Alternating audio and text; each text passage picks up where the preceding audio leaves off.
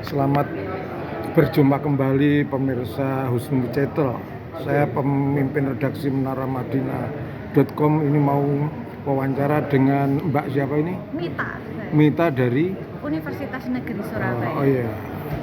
Ini juga sebagai narasumber ya di acara media gathering di KPU Surabaya. Gimana komentarnya Mbak Mita tentang acara media gathering ini untuk memperkenalkan maskot, jingle, dan mars?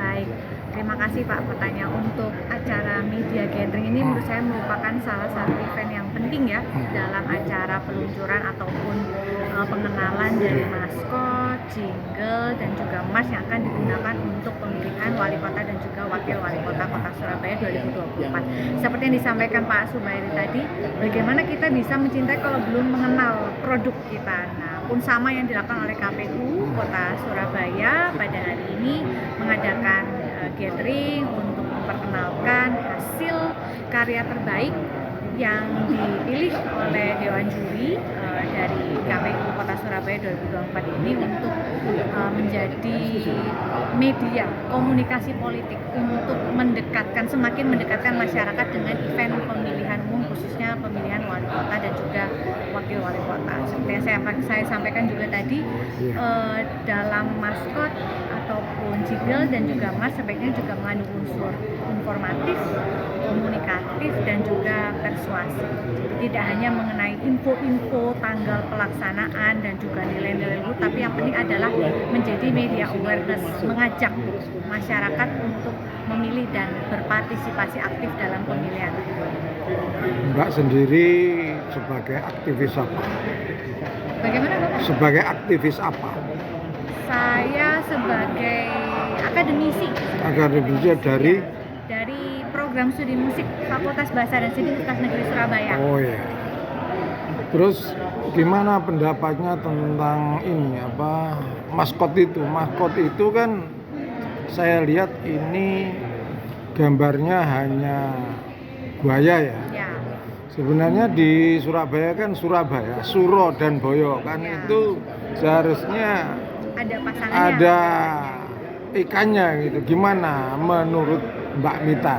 Ya, kebetulan untuk tahun ini yang menjadi bahan diskusi utama baik saya, Pak Wahyu dan juga Pak Anono selaku Dewan Juri adalah mengangkat nilai simplicity. Jadi bagaimana kita menampilkan sesuatu yang simple, mudah diingat, tapi tetap eye-catchy, tetap menarik perhatian bagi masyarakat. Dan tidak lupa juga dalam maskot itu sendiri tetap harus mengandung lokal konten, budaya lokal yang ada di Surabaya. Maka dari itu dari kostum yang ada pada maskot kan menunjukkan bahwa menggunakan udeng dengan motif batik Surabaya ataupun batik yang dikenakan dalam jaritnya itu juga menunjukkan lokal konten dari Surabaya. Jadi tidak ada masalah ya. Memang terpilihnya untuk adalah maskot ini hanya buaya saja. Cuman buayanya tidak begitu sangkar, tapi bagus ya. Ya, personifikasinya yang ramah dan mengandung unsur kartun seperti yang disampaikan oleh. Kemudian apa harapannya terhadap masyarakat untuk melihat maskot yang bergambar buaya yang tidak sangar ini?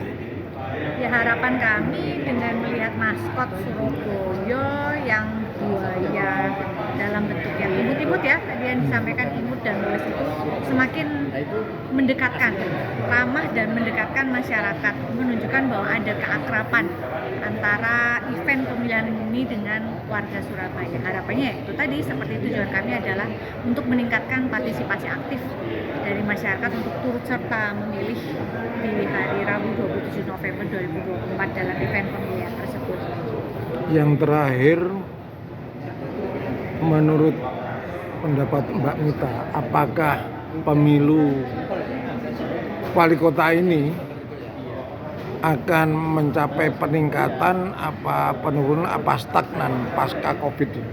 Terkait persentase dari partisipasi masyarakat tentunya itu menjadi peran serta dari semua pihak ya Bapak ya. Terlebih lagi kalau kita bisa memaksimalkan dari penggunaan sosial media, digitalisasi dalam penyebaran informasi, itu tentunya akan menjadi salah satu strategi jitu untuk meningkatkan animo ataupun antusiasme dari masyarakat dalam memberikan suaranya di event pemilihan. Untuk itu saya rasa tentunya akan mengalami peningkatan mengenai partisipasi dari masyarakat.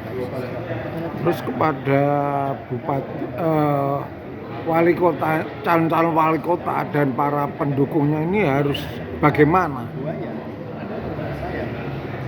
Terkait dalam pemilihan ini, pemilihan wali kota, mengingat ini maskotnya tidak sangar ya, berarti calon-calon wali kota dan para pendukungnya harus bersikap adem, dingin, tidak betul. menimbulkan anarkis. Menurut jenengan harus gimana ini analisanya? Pada intinya menurut saya untuk setiap pemimpin saya rasa harus punya feel untuk dekat dengan masyarakat. Nah oleh karena itu melalui maskot yang nampak ramah menunjukkan ada kedekatan antara event dengan masyarakat pun menurut saya untuk seorang pemimpin sebaiknya juga mampu menunjukkan kedekatan dengan warga masyarakat. Iya. Terus kemudian analisa secara psikologis apa ini dari gambar itu? Tentunya kalau semisal menunjukkan ada suatu keakraban dan keramahan, semakin meningkatkan daya tarik ya dan juga peminatan bagi masyarakat sehingga dapat menunjukkan partisipasi aktif. Secara psikologis kalau ada unsur rasa dekat berarti ada peminatan, ada ketertarikan sehingga muncul niat atau willingness untuk datang dan memilih berpartisipasi dalam pemilihan umum nanti. Ya, terima kasih pemirsa Husnu Channel se-Indonesia. Inilah wawancara eksklusif saya dengan Mbak Nita tentang maskot terbaru dari Surabaya di pemilihan wali kota 2024. Terima kasih.